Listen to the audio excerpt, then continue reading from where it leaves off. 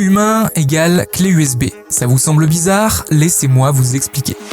Pour rappel, l'information numérique est codée grâce à une succession de 0 et de 1 que l'on stocke dans des objets physiques qui ont une capacité plus ou moins grande.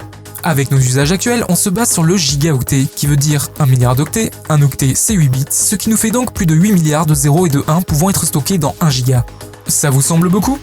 Pour vous donner une idée, si on voulait stocker toutes les datas du monde dans des clés USB de 1000 gigas chacune, celles-ci rempliraient un volume équivalent à 2 piscines olympiques. Et ça, c'était en 2012. Oui, parce que dans ce domaine, les chiffres augmentent très vite d'année en année, et le volume de données mondial pourrait atteindre près de 200 000 milliards de gigas en 2025, soit beaucoup de piscines olympiques, et surtout presque 4 fois plus qu'aujourd'hui.